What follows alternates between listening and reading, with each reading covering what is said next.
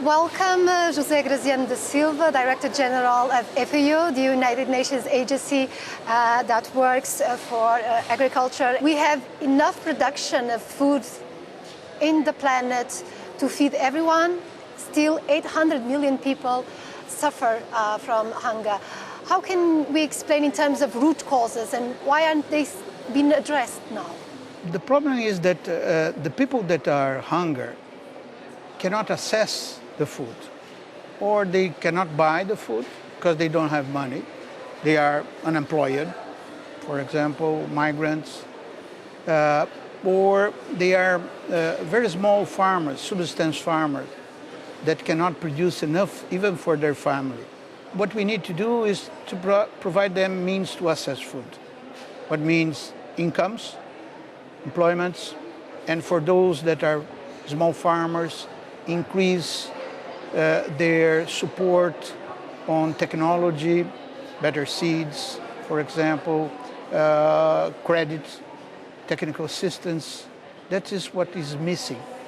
But there is also a role here that should be played, I would say, by governments in terms of also regulating the land distribution. There is also an issue of that, big multinationals that grab land for this industrial production of food. But then small farmers, especially women, cannot cope with that kind of competitiveness. So what's the role here for the state in terms of regulating the food production? Access to land and water, because water is also nowadays even more important sometimes than land, are the fundamental issues. Improving this access to land and water would solve almost more than half of the problem of the hungry people in the world. There is another dimension also of regulation. That's the food that we waste and lose.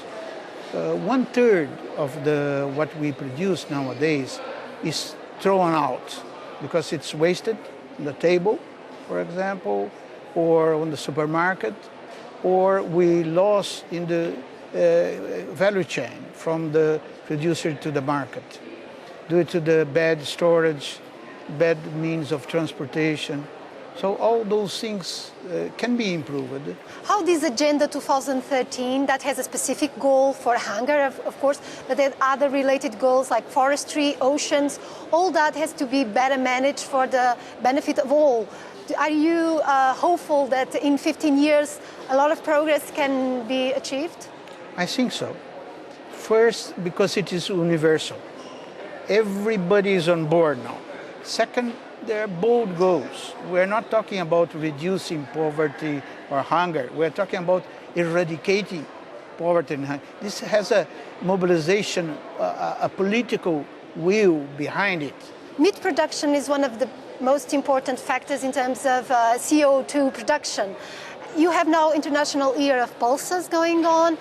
What is the message in terms of balancing the diet, especially for the western part of the world where meat consumption is really higher than your basic needs, let's say? Yeah, unfortunately we have seen meat consumption, especially red meat, growing very fast in the last years, not only in developed countries, also in developing countries. And this is not sustainable. And we are trying in FAO to promote also more consumption of vegetable that can add protein values. And among those vegetables that have a high level of protein are pulse. In addition to have a high level of protein, I'm talking about 40%, sometimes 50% of protein, it helps a lot the environment. Because leguminosa, that is the family of pulses, the most important, has the capacity to synthesize the nitrogen that's in the air. So with pulse, we renew the soil capacity, and we need less chemical fertilizers to produce the same quantity of food.